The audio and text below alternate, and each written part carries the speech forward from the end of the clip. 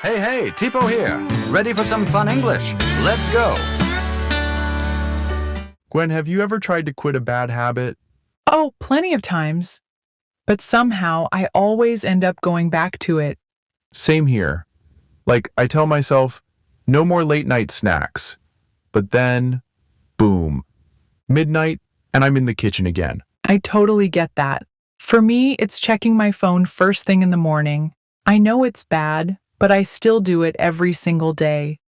It's funny how we know something is bad for us, yet we keep doing it. Right? But why is it so hard to break a habit? Is it just about willpower, or is there something deeper going on? That's exactly what we're talking about today. Welcome to Podcast and Chill on the Learn English Podcast channel. I'm Gwen. And I'm Leo. In today's episode, we're diving into the science behind bad habits. Why do we struggle to quit them? And most importantly, how to finally break free. So, if you've ever tried and failed to quit a bad habit, this episode is for you. Let's dive into that today. In today's episode, we've also prepared a free PDF with tips and to help you on your journey. Now let's begin.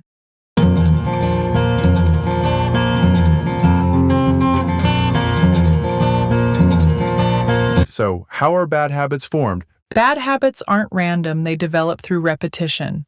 Charles Duhigg, the author of The Power of Habit, describes a pattern or habit loop involving 3 stages, which are cue, routine, and reward.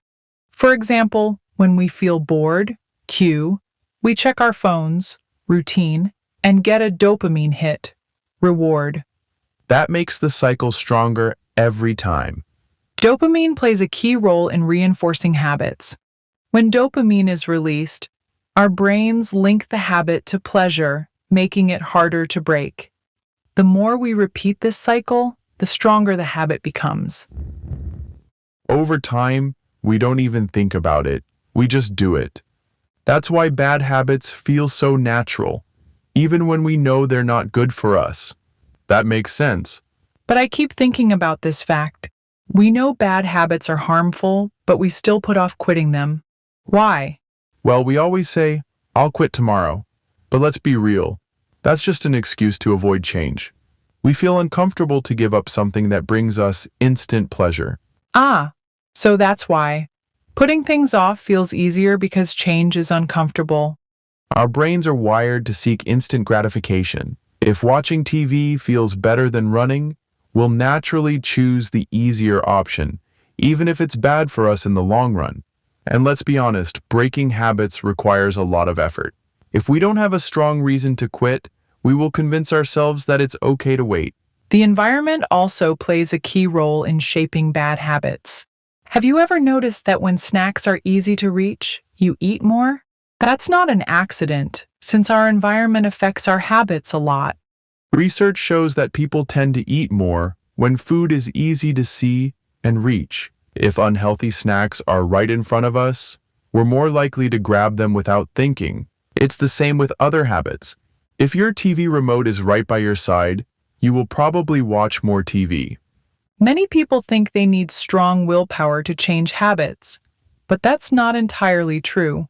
In reality, our environment controls a lot of what we do. Our brains like to save energy, so we always choose the easiest option. That's how bad habits start and grow. The easier something is, the more we do it. And if something is harder, we do it less. That's why our surroundings play such a big role in shaping our habits. Some habits seem small, but over time, they cause big problems. Let's talk about 2 common ones: procrastination and bad sleep habits. Let's start with procrastination. Have you ever told yourself, I'll do it later, and then later just never came? Yeah, and the funny thing is, in the moment, it feels like a harmless delay. I'll do it tomorrow. I'll start next week. One day when I have more time. But that one day keeps moving further and further away. It's like a mental trick we play on ourselves. We think we're making a decision, but really, we're just avoiding one.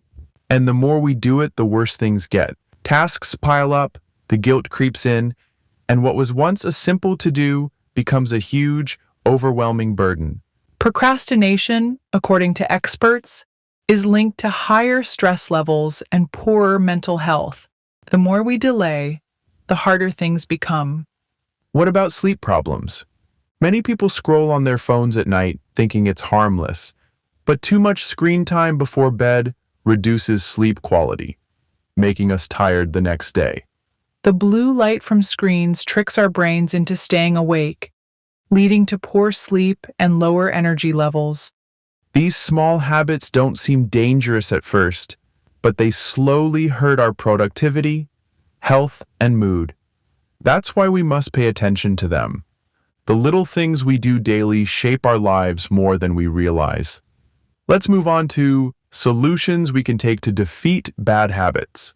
You know that feeling when you want to build a good habit but keep forgetting? Or worse, bad habits just won't go away? There's actually a trick for that, which is habit stacking. Habit stacking is simple. Instead of trying to start a habit from nothing, you attach it to something you already do every day. It's like adding a new step to an existing routine. Let's say you want to drink more water. Then let's attach it to the habit of brushing your teeth, since you do that every day. Before brushing your teeth, you drink a glass of water. Over time, it becomes automatic. That's a great example, Leo. You can do this with anything. Want to stretch more? Stretch for 30 seconds after you wake up. Want to read more? Read one page before bed. The key is to find something you already do constantly. Attach a small, positive habit to it. That way, your brain links them together. Another approach is to break bad habits by taking small steps, one at a time. A big mistake people make when quitting bad habits? They try to change everything overnight. It's so overwhelming and they give up really fast. Exactly. B.J. Fogg, a behavior scientist at Stanford University, found that tiny habits are easier to stick with because they don't feel like a big effort. Think about this. What's easier? Completely quitting social media or just reducing screen time by 5 minutes each day? Small steps make the process feel easier to handle. If you successfully reduce 5 minutes of screen time today, it's easier to reduce another 5 tomorrow. Same with exercise. Instead of forcing yourself to go to the gym for an hour, start with just 5 push-ups. Once it's easy, you naturally want to do more. Hey Gwen, I got this idea. Why don't we list out some common mistakes people make when trying to quit bad habits? Great idea. The first mistake is setting goals that are way too extreme. People often say things like, "I'll never eat junk food again," or "I'll work out every single day." When the goal is too big, even one slip-up makes you feel like you've failed completely. That's why gradual changes work better. Instead of cutting out junk food overnight, try small swaps, like replacing fries with a salad once a week. Once that feels easy, build on it. Another common mistake is neglecting to track progress. When you don't see results, it's easy to think nothing is changing and give up. But progress is often slow and happens in small ways. Even writing down tiny wins like, "Today I drank water instead of soda," keeps you motivated. Yeah, and let's not forget the power of accountability. If no one knows you're trying to change, it's easy to quit when things get tough. But if you tell a friend, join a challenge, or even post about it online, you'll feel more committed. Plus, having support means you're not doing it alone. If you slip up, a friend can encourage you to get back on track instead of beating yourself up. At the end of the day, breaking habits isn't about being perfect. It's about staying consistent, taking small, smart steps and sticking with them. And progress is still progress, no matter how slow. All right. Now, let's bring out some useful phrases in today's episode for our listeners. Break a habit. To stop doing something that has become a habit. Example: I used to drink soda every day, but I'm trying to break that habit by switching to water. Instant pleasure. A feeling of enjoyment that happens immediately. Example: eating chocolate gives me instant pleasure, but too much is bad for my health. Put things off to delay something. Example, I always put things off until the last minute, especially when I have homework. Strong willpower, the ability to control yourself and resist bad choices. Example, it takes strong willpower to say no to junk food when you're trying to eat healthy. Play a key role, to be very important in a situation or process. Example, sleep plays a key role in keeping us healthy and focused. Procrastination, the act of delaying or avoiding tasks that need to be done. Example, his procrastination caused him to rush his homework at the last minute. Pile up, to increase in amount, especially in a way that causes problems. Example, if you don't do your homework every day, your assignments will pile up. Stick with, to continue doing something even when it's hard. Example, learning a new language is difficult, but if you stick with it, you'll improve. Slip up, making a small mistake or having a failure. Example, I was eating healthy all week, but I slipped up and had fast food last night. Gradual changes, changes that happen slowly over time. Example, instead of quitting sugar completely, try making gradual changes like eating less candy. Here are some questions to help you understand today's topic. After reading the questions, you can pause the video and think of your answer. Question 1. Why do people delay quitting bad habits? People delay because change feels uncomfortable. We often choose what feels good now instead of what benefits us in the long run. Question 2. How does our environment influence our habits? Our surroundings shape behavior.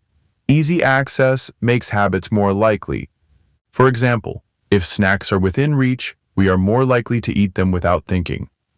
Question 3. What is one common mistake people make when trying to quit a bad habit?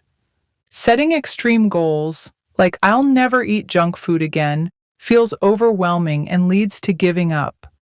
So, breaking a bad habit isn't about willpower alone. It's about making smart, small changes that set you up for success. Habits don't change overnight, so be patient with yourself. Start small, track your progress, and create an environment that supports your goals. And most importantly, don't be too hard on yourself if you slip up. Just get back on track. Thanks for tuning into Podcast and Chill today. Your presence means so much to us. If you found this helpful, share it with a friend, and we'll see you next time.